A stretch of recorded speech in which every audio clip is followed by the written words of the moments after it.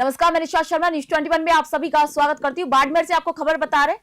बाड़मेर जिले के सेडवा उपखंड स्थित राजकीय उच्च माध्यमिक विद्यालय जाटो का बेरा में शिक्षकों की कमी को लेकर शुरू हुआ विवाद आखिरकार थमने का नाम नहीं ले रहा। आपको बता दें कि सोमवार को स्कूल के मुख्य गेट पर ताला जड़ने के बाद मंगलवार को भी ग्रामीण और विद्यार्थी अपनी मांगों को लेकर लगातार अड़े हुए हैं। इस पूरे घटनाक्रम में सबसे खास बात यह रही है कि प्रशासन की बेरुखी देखकर गांव के पढ़े लिखे युवाओं ने भी सड़क पर ही बच्चों को यहां पर पढ़ाना शुरू कर दिया है। और इसी मामले पर अधिक जानकारी देने के लिए हमारे साथ ऑनलाइन पर सेडवा से मोहम्मद हनीफ जुड़ चुके हैं। मोहम्मद, पहले तो पूरे मामले को मैं जानना चाहूंगी, हमारे दर्शक जानना चाहेंगे, पूरा मामला एक बार बताइए।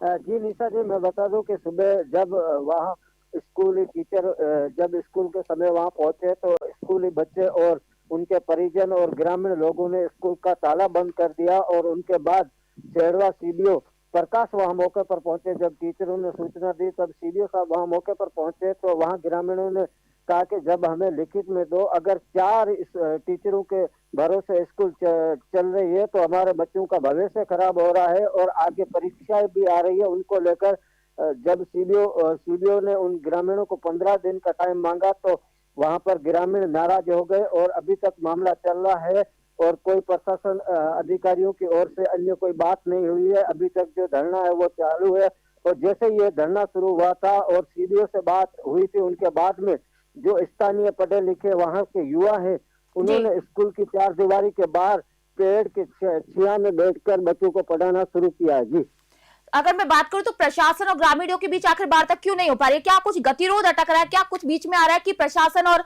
ग्रामीणों के बीच में बात नहीं हो रही है?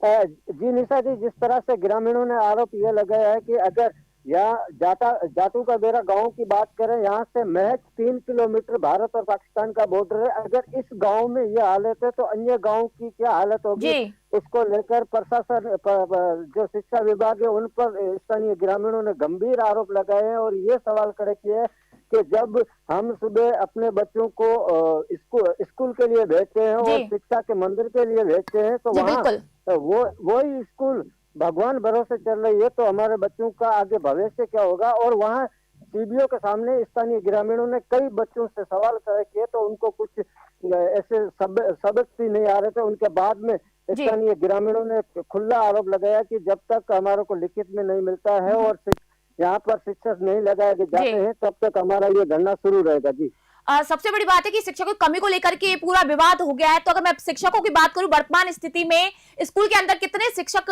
मौजूद है, कितने पद हैं वहां पर, कितने पद खाली हैं और कितने समय से ये पद खाली हैं यहाँ पर?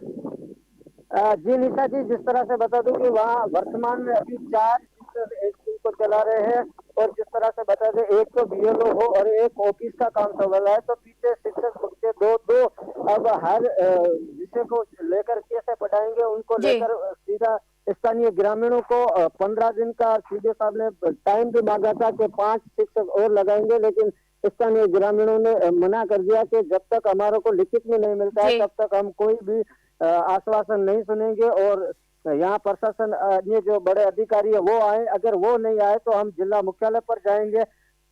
जी हनीफ, अभी हमने देख रहे हैं जिस तरीके से कि देखा था कि अभी जो कुछ पढ़े लिखे युवा हैं वो सड़क पर आ गए हैं और वो बच्चों को अब पढ़ा रहे हैं। तो किस तरीके के युवा है जो इस बच्चों को यहाँ पर शिक्षा दे रहे हैं, एक बहुत बड़ा संदेश दे रहे हैं वो। और अगर मैं बात करूं इस धरने की तो कितने दिन तक ये धरना चलने वाला है, कब तक स्कूल के बाहर ये ताला लटका रहेगा? जी निशा जी, स्थानीय जो ग्रामीण है और जो बच्चों के परिजन है उन्होंने सीडीओ के सामने ये भी मांग रखी थी कि अगर शिक्षक यहाँ पर नहीं लगाए जाते हैं तो हमारे बच्चों की जो टीसी है वो काट कर दे दो। और जो वहाँ पर 10 से 12 पढ़े लिखे स्थानीय जो युवा हैं उन्होंने स्कूल के बाहर बच्चों को पढ़ाना शुरू किया। उनके बाद में वो जो 4 टीचर हैं वो भी सीडीओ साहब के पास वहाँ बैठे हैं, अभी वार्ता चल रही है और उन्होंने उच्च अधिकारियों को भी ये जानकारी दी है, लेकिन अभी तक ऐसी कोई बात सामने नहीं आई है। जो ग्रामीण और शिक्षा विभाग के जो अधिकारी यहाँ मौजूद है उनके बीच कोई ऐसी बात नहीं सामने आई है जो स्कूल को लेकर या स्कूल चालू करने को लेकर कोई बात सामने नहीं आई।